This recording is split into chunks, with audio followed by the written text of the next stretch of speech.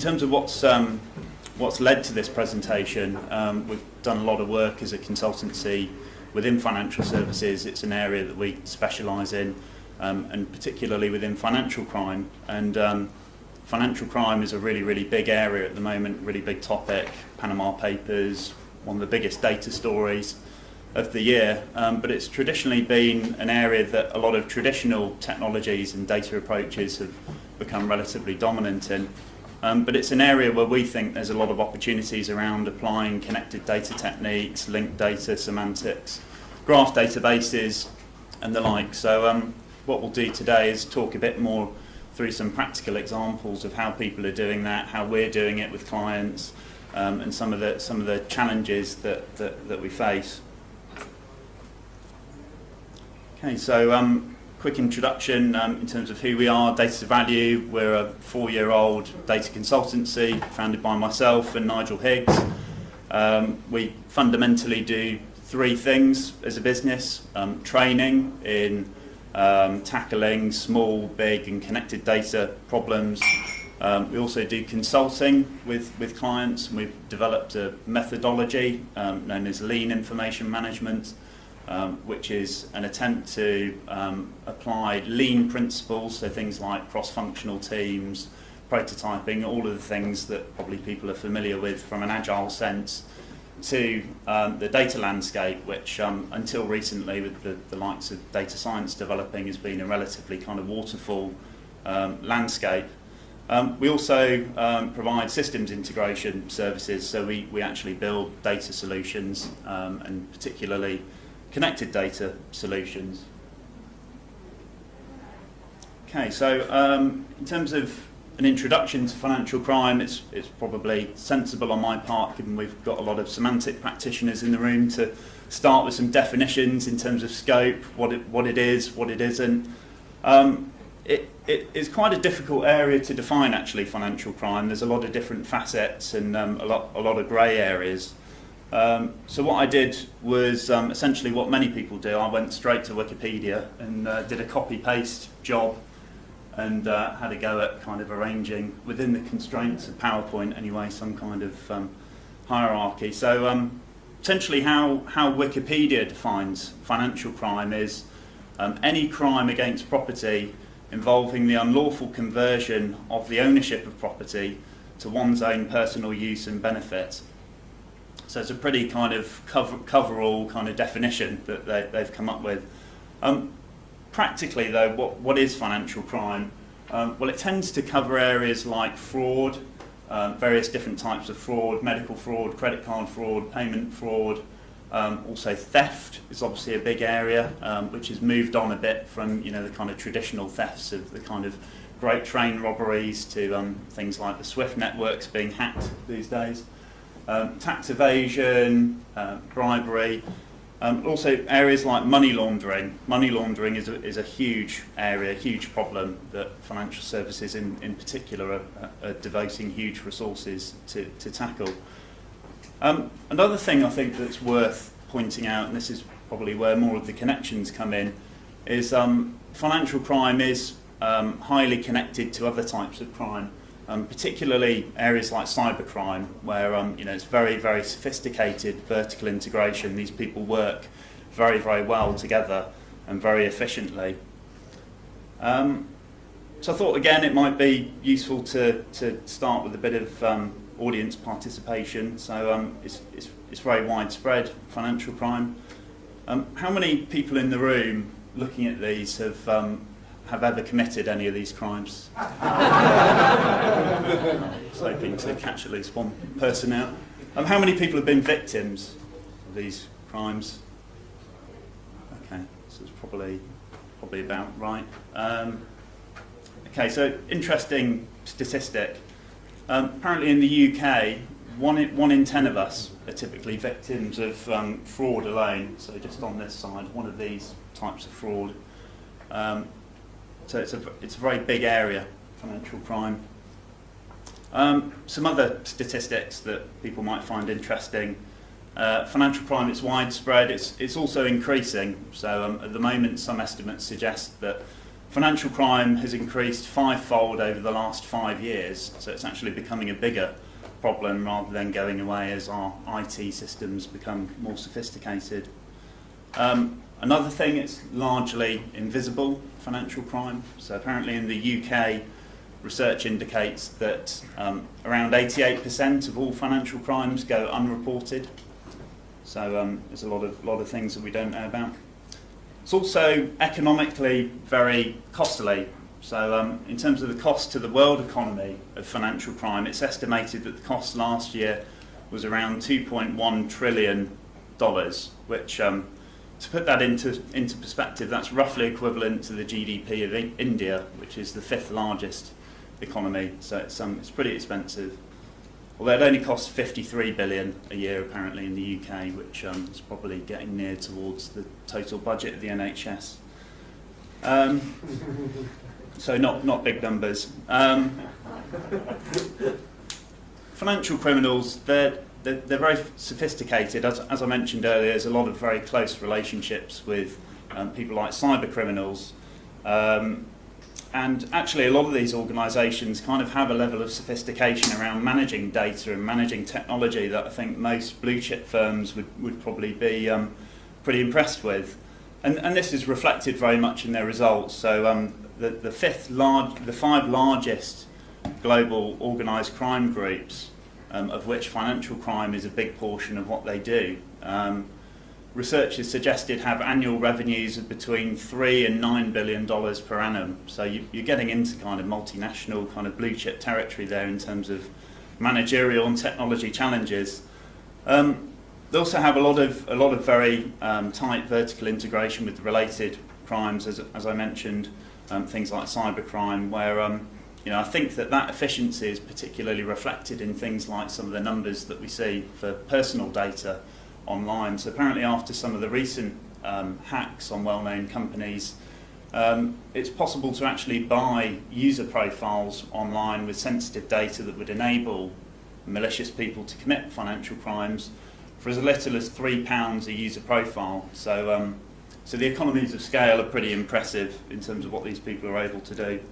So I don't know, perhaps some people in this room might be thinking about kind of career changes given the data skills that we've got here. Hopefully not, though. Partly because the penalties of getting caught for committing financial crime are still pretty significant. Some of the recent fines for firms, starting at the top, HSBC fined $1.9 billion for exposure to through a subsidiary to Mexican drug dealers' money. Standard Chartered fined $1 billion for dealings with Iran pre-sanctions being lifted. BNP Paribas whopping $8.8 billion. Think about how many triple stores and graph databases you could probably buy for that. Again, for exposure to sanctioned entities, so for dealing with Iran, Syria, Cuba, somewhere within these companies. So the numbers are pretty big, and the motivations to solve this problem are pretty big. So tends to be the main driver of IT investment budgets within banking. So as we'll see, it's around 40% is estimated that is spent on meeting regulations and compliance requirements, rather than the more kind of visible stuff that we're probably familiar with, things like mobile banking. So what are the typical responses of banks? Well, apart from spending a lot of money on technology, another fairly typical response has been to hire more compliance staff. Compliance has now become a very, very trendy area, lots of people working in it, huge increases in typical salaries, staff being paid there.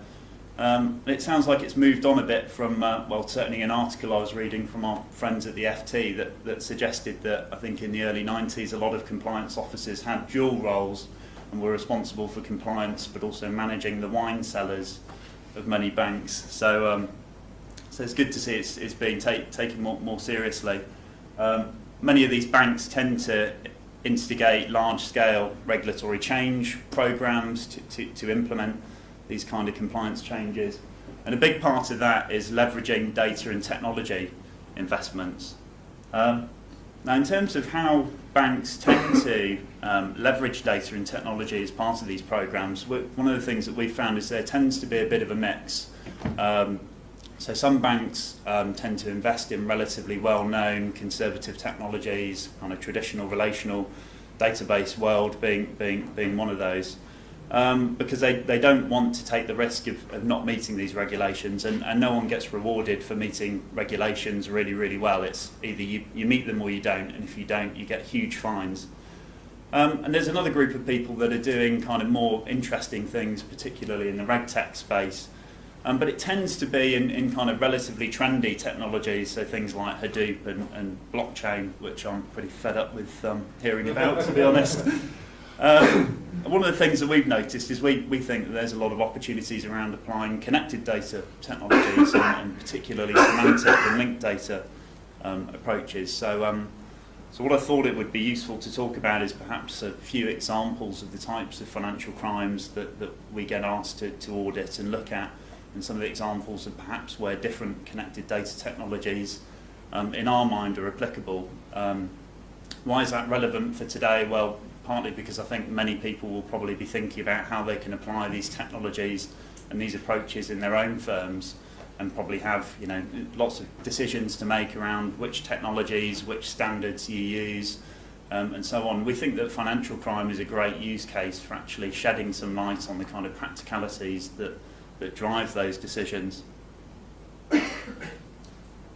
So in terms of some of the crimes of this year that are interesting, so I think it's probably important to note at this point that not every financial crime is necessarily a connected data problem, and even within the connected data end of the landscape for financial crimes, there are different considerations that might drive solution choices. So starting at the left, one of the high-profile crimes of this year, the Hound of Hounslow, as the Daily Mail termed him.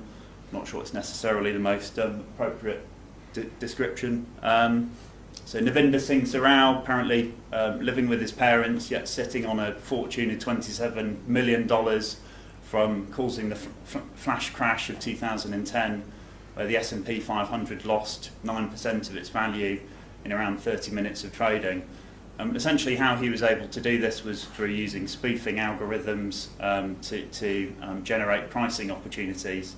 How was he caught? Well, not with a graph database or anything like that, as far as I'm aware. They just looked at the transaction logs and said, well, these are pretty big trading volumes, he's probably doing something dodgy. So he's now in the process of being extradited to America. Similarly, another high-profile case, the SWIFT network being hacked in Bangladesh for $951 million of fraudulent payments, of which around 100 million of that eventually got through to criminals' hands being untraced. Again, caused through mainly reconciliation breaks and process oversights, rather than necessarily not understanding the connections between things. Where I think it gets more interesting, though, is when we get into the fraud space, where you start coming into where it starts becoming important about who's connected to who and how they know each other and how they interact, which is fundamentally a connected data problem. We've had a few interesting cases this week. Barclays traders, the latest people to be sentenced for multi-year prison sentences for manipulation of LIBOR rates. So collusion to essentially create trading opportunities within the brokerage and trading community. How were they caught? Well, apparently from what reading there is available, the Serious Fraud Office spent a great deal of time actually looking through, sometimes manually I think, through emails, through message logs, working out what the connections were between people, working out frequently recurring keywords, working out what those keywords actually meant in terms of manipulative behaviour. We've also got a few other interesting examples that we'll go through in a bit more detail and talk about perhaps some of the solution choice considerations and some of the challenges as we go on through the presentation. So the first of those being insurance fraud, the second being Panama Papers, probably be a bit bit of an oversight to talk about financial crime without mentioning that. I quickly photoshopped Messi's face actually into the Panama Papers because as far as I'm aware, he's the first person that has actually been prosecuted successfully using data that was provided by the ICIJ. So an interesting milestone there, I think, for connected data last week. And we'll also talk a bit about trade finance. So this is an evolving area in terms of something that the regulators are looking at, where I think that or certainly we've found in the work that we've done, that the opportunities for applying semantic technologies are really emerging. So in terms of considerations, well, what kind of acid tests can you apply to solution choice when you're looking at problems? And this is something that we've come across in many domains, whether it's financial crime, sports, recruitment, other areas of financial services. What we've tried to do is work out, well, what tests can we apply to a problem to work out, firstly whether it's a connected data problem, and secondly what the appropriate solution is. Is it a semantic data lake that we need, a triple store, a graph database? Is it a file system that's the most appropriate solution? Should we go with more traditional technologies and best of breed technologies and integrate those, or should we go with a single fully integrated stack? So the kind of things that we tend to consider, I won't go through this list exhaustively, things like, what determines whether a problem is connected data or not? Well, in my experience, one of the things that tends to drive it is when you're spending a lot of time actually integrating data, looking for keys, looking for joins, unique identifiers, and you think, oh, this is such a pain, like it would just be so good if all of this was actually pre-defined for me. I think another facet of this area tends to be where the data is structured across many different ends of the spectrum: unstructured, semi-structured, structured. Another thing that we often take into account is how rich the semantics are. So it doesn't necessarily mean that semantics and connected data go hand in hand. I think that the semantic challenges within the connected data landscape can vary quite significantly, based on the problem that's being solved. But there's also a number of practicalities, I think, that are often missed around constraints. So the really kind of practical things around, well, what kind of budget do you have? What kind of risk appetite do you have? In the case of many banks, they don't have a big risk appetite. They just want to do the bare minimum to comply with these regulations. Also, things like what skills do you have in-house that are readily available? What technology expertise do you have? We'll go into a few examples in a bit more detail to hopefully shed some light on that. First example is looking at fraud rings, and in particular the crash for cash scheme that was found to be operating in South Wales last year, of which they've been prosecuting this year. Now, the kind of features that we're interested in this use case, or the things that are driving our decision choice, are things like, well, typically when you're doing this kind of analysis, you do have some control over the sources, the data sources that are used, and they tend to be fairly specific questions that are being asked about, who is connected to who. They don't tend to be kind of research questions where you're looking at themes and you're categorising content and so on. It's also a relatively semantically unambiguous use case. So a car is a car and a crash is a crash. People don't tend to debate these things that much necessarily. But one of the other features I think that's quite important from a solution choice perspective is things like timeliness and performance, and we'll go into that in a bit more detail. So how do people tend to be solving these types of requirements? Well, a big solution choice that many people looking at automating fraud prevention are going for often is graph databases, such as Neo, who we've got here today, which follow, for those that aren't so familiar, models like the label property graph, where you have nodes and edges. Those nodes and edges have properties, and then you have types of things in the database, or labels, classes of things.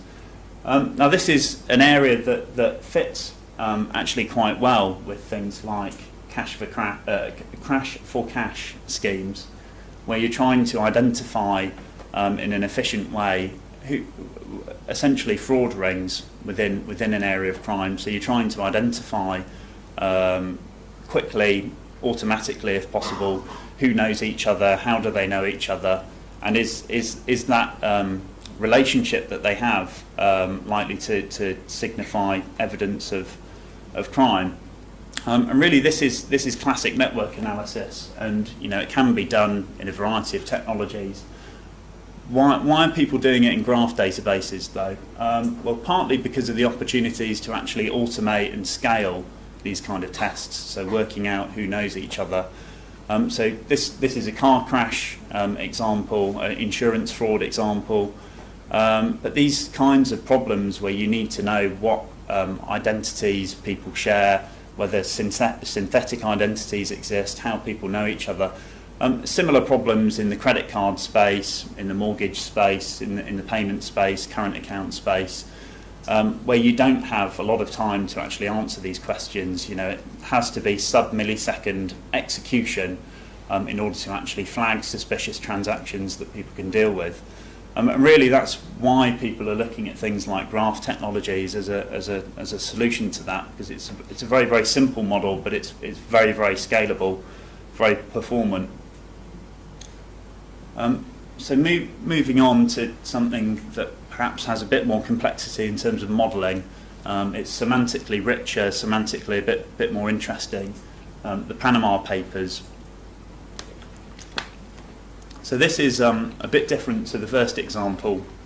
The first major reason being that obviously the ICIJ, when they received the data that was leaked from Mossack Fonseca, it's not data that they controlled. They didn't have any control over the sources. They were having to purely apply discovery and data mining and reverse engineering techniques to try and understand, well, what is the actual content of that data. They didn't have the luxury of understanding that domain in depth up front and being able to model it. So that's a fundamental difference. Another difference is really what David touched on in his presentation, which was the opportunities to use a schemaless graph approach, so to actually have some flexibility around managing that discovery process. And I think another big driver was really simplicity and time to market. So how did those considerations actually play out, or what kind of approach did they take? Well, it tended to be a kind of relatively or a mix of traditional technologies, traditional search technologies, things like Apache Tika, Apache Solr, combined with graphs. So apparently how the ICIJ started with analysing these 11 million documents, 5 million emails, 3 million database formats was they indexed all of that content into a search index and then gave that to the journalists to say, right, get going, find all the bad behaviours that are going on. And obviously for several reasons there's a number of disadvantages of following a purely keyword approach in terms of searching, which David touched on. So they hit various limitations. So what they decided to do was provide something that was a bit more interactive. So very, very similar to David's graph search using Linkurious.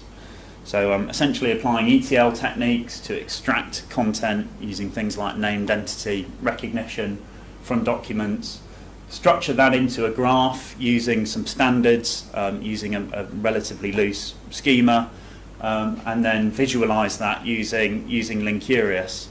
And we found this really interesting when they did this, because it's kind of if you look at the data quality is a bit inconsistent in places, and you can see where the value would come from actually defining a schema and perhaps going down more of a kind of triple store RDF route.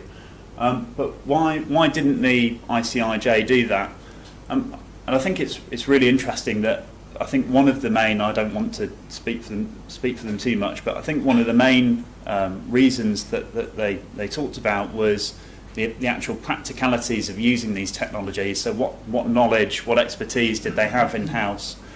And also what was their budget, what was their risk appetite? So one of the constraints that they had was they had a relatively small team and a small budget. They only had 5 developers. Those developers tended to have mainly web development skills. So I think they saw it as, they wanted a learning curve that was achievable. And for them, kind of making compromises perhaps on some of the semantic, some of the linked data aspects, some of the modelling aspects of the project was an acceptable compromise in order to achieve the results, which bearing in mind, I think is quite clear why they did that. As journalists, the main thing that they're interested in, their fundamental requirement was exposing links between people and then really drilling down deep into those documents, rather than necessarily getting pre-canned answers to specific questions. Where does this get interesting? We've got our friends from OntoText here today, who have actually started applying some of the linked data and semantic standards, things like RDF and Sparkle, to the data that was released through the Panama Papers, and have actually started linking that to areas like GeoNames and DBpedia for things like country resources. So again, two very different models. The property graph model of NEO using OpenCipher that powered the original investigation, and now kind of derivatives of that using more semantic technologies. And I think it's a great example of where there are opportunities to learn from the different aspects of both approaches. So moving on to a completely different example, which hopefully chimes a bit more with some of the things that David talked about, which is the trade finance domain. So trade finance is a product that many banks offer. It's mainly a paper-based product. It doesn't tend to have lots of data structured into different systems. It tends to mainly be based on things like PDF scans and so on. And essentially what the product is focused on is providing financing to importers and exporters of goods and services. So people sending goods and services via air freight, via road, and via ships. And why do we think that this is really interesting, and why is it different to the first two use cases? How might that drive different technology and implementation choices? Well, partly because banks have control largely over the sources, so they actually generate this documentation in-house. So there's many more opportunities in terms of forward engineering to actually specify things like schemas, models, ontologies, standards, to actually spend more time modelling how you want this data or knowledge to be structured. Research and self-service is also fundamentally more important. So the way that financial crime teams in banks tend to work is they look for red flags in particular transactions, so suspicious links between people, suspicious behaviours in transactions, suspicious trading volumes. They look for these red flags, and what then tends to happen is you actually physically have someone go and investigate what the nature of that red flag is, and they'll go and drill into the documentation and so on. So actually applying these things that David talked about earlier, things like taxonomies, classifying documents, topic modelling, becomes a lot more valuable in terms of making those investigators more productive with what they're doing. And I think that there are some people that are applying machine learning, those kind of techniques in this space as well, to try and automate some of those tasks. But in our experience, it's not something that the regulators are necessarily hugely comfortable doing, with just deferring financial crime prevention purely to machines. So they're still wanting to see active human oversight. And that's really filtering through in terms of recruitment, where it tends to be mainly ex-policemen that are staffing a lot of these teams. Also, timeliness is less of a consideration. So if we think back to the first use case, there's no timeliness requirement in terms of sub-millisecond results. You've got much more time to actually consider and read through the documents, analyse the content. So in terms of why else is trade finance, particularly as an area that we find interesting, and we've enjoyed recently doing a project for a tier 1 bank in this area, where we've been able to apply semantic and graph approaches alongside each other. Well, partly, if we think back to the first example, and I thought that this was a great opportunity to dust off a diagram that I never thought I would use again in my life after my economics degree, which is an indifference curve. So essentially what this describes is the budget of a financial criminal and the actual costs of committing different types of financial crime. So traditionally, before kind of these relatively sophisticated technologies emerged in things like the credit card space and the payment space, obviously it was easier to commit those types of crimes. Now that lots of banks have invested huge sums of money in actually implementing hugely sophisticated systems there. So financial criminals, they're rational agents. They're looking at other opportunities for what they can spend their money on in terms of committing financial crimes. And trade finance, given it's mainly paper-based, is an area that they've identified as being weak. So it doesn't tend to be an area where banks have particularly automated controls. These documents tend to be spread across lots of different repositories. The scan quality isn't always great. There's certainly no or very little use of things like controlled vocabularies and other techniques that we'd be familiar with in the semantic space. Now, in terms of the types of crimes that these people tend to be committing in the trade finance domain, I've put some examples up in the top right, and some of these are very similar to the types of crimes that people were looking for in things like the Panama Papers. So again, dealing with sanctioned entities, sanctioned countries, sanctioned shipping agents, companies, and so on. It's also used as a route for financing terrorists. And perhaps most commonly, it's also used as a route for laundering criminal proceeds, and also dealing in things called dual-use goods, which are goods that have civilian purposes but also have military applications. Now, in terms of red flags, well, what are the kind of red flags that investigators are looking for in this space? Well, it tends to be things like goods and services that have been shipped significantly above or below market value. So that's deemed as a red flag for evidence of money laundering. Other examples are things like suspicious connections between people, perhaps indirect connections between, say, onshore regulated companies and perhaps companies that have links to sanctioned countries like the Sudan or Cuba or Iran pre-lifting. Now, in terms of how people have traditionally gone about this, it's tended to be a very, very manual task in terms of identifying those red flags. One of the things that we've had a lot of success in and really enjoyed doing is actually applying, though, some of the semantic technologies and the graph technologies that David and some of the other speakers will be touching on today. So obviously it's a very manual task to go through tens of thousands or millions of documents and actually look for those red flags, manually extract things like products, locations, quantities, and then apply tests to those things to actually work out, are these things typical or are they atypical? And it's a fantastic opportunity, both for applying reverse engineering and discovery techniques, things like the topic modelling techniques that David mentioned, but also some of the more fundamental kind of challenges, which is around applying upfront modelling techniques. So banks at the end of the day have control over actually how this content is described. They have control over how that knowledge is structured within those documents.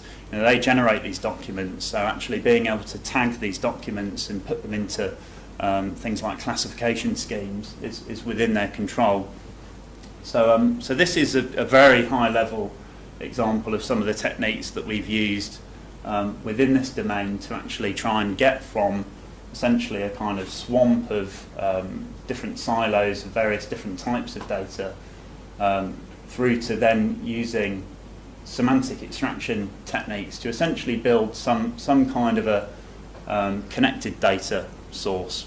In our case, we've tended to do this with graph databases, but there are lots of other technologies out there that are also very applicable to fundamentally answering these kind of graphy type questions. So you identify something that's a suspicious transaction or a red flag, and you then want to identify, well, who else is implicated in that, and what is the relevant documentation that I then need to actually look at.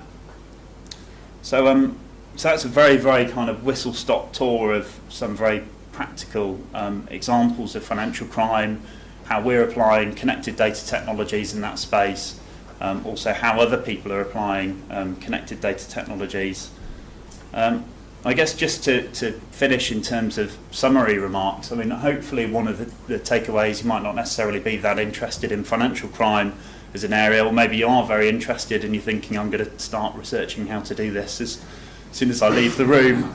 Hopefully not. But I think two of the things it's really allowed us as a company to learn about is more requirements and constraints and opportunities for applying connected data technologies, and perhaps the different pros and cons of using different approaches like triple stores and graphs and file systems. So yeah, in terms of if anyone has any questions, I'd be more than happy to answer them now.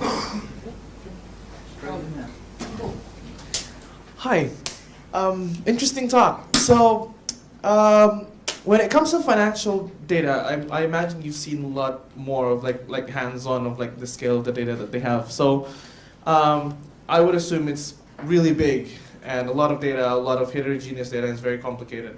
And they're all, let's say we get all of them interconnected, we manage to do the topic modeling, and we manage to classify everything, and everything is all connected.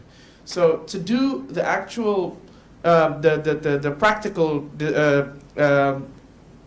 pattern discoveries that they want to do over their data, to what extent can like graph visualizations can actually help with this? So let's say we can click 4 degrees of separation away, and we found a pattern, and that's really cool. But is that anything useful for like financial fraud detection, or do they need to look at like 40 degrees of separation away, where I think like our human visualization skill might not be able to help anymore?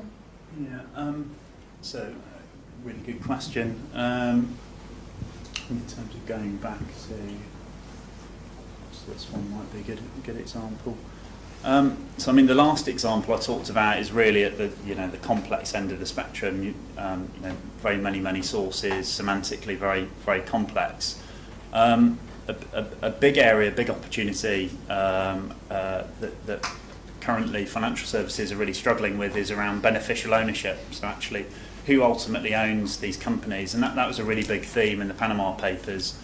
And quite often, these structures aren't necessarily hugely complex. You don't have to go that deep into a graph to necessarily find something that a bank should be aware of. And we've done work where we've been going kind of 2 or 3 levels deep, and you're kind of hitting things that normally a financial crime officer should be aware of, but perhaps they're not, because they're working with technologies that were designed kind of 20 years ago, where you're having to actually go and manually do those hops yourself. So it's a huge spectrum in terms of so they have complexity. Exploited like discoveries of patterns that are like really of high degrees of separation away. I think there's some people that are very mature in this space, particularly in the surveillance space, but it's a big range. It's a big area of financial services, I guess. Anybody else? Any more questions? There's a gentleman here. I've got to be nice on that. Hi, so if I was a financial criminal, how could I use this to make more money? You mean if you were a white hat financial criminal and you wanted to help firms? I don't know how to answer that whilst I'm on camera, to be honest. I think if you wanted to help people, I think that this is a fantastic opportunity. So obviously the Panama Papers data set is online. It's on the ICIJ website. There's a self-contained Neo repository you can download. Similarly, the Ontotext guys have made it available. I think one thing I found really interesting in this space is we don't ever seem to have connected data hackathons. There's lots of data science hackathons, but you never see all the semantic web guys and the graph guys getting together in a room for 24 hours and just seeing what they can find. So I don't know, maybe that's an idea, having a Panama Papers hackathon and seeing how people's skills can help in this area. Actually, there might be an answer to that. So if you try to model the regulation, a graph of the entire regulation network of like what is actually covered by the government, like by the law, and you try to model transactions and behaviors that people are doing, and see which subgraphs that are not actually covered by the regulation, you can actually start doing those. I was asking because it's interesting to work that out so we can stop. Okay, yeah. Just, yeah. That's all right, we've got Chatham House rules here, so it won't leave the room. Okay, I think we're pretty much at time. James is going to be around. He's got a fascinating demo that our guys have put together around the network of people that have attended the event today, if you've signed up to that. And we're around to answer questions and the panel later. But we're ready for coffee, so I hope you've enjoyed those two speakers. Thanks very much, James.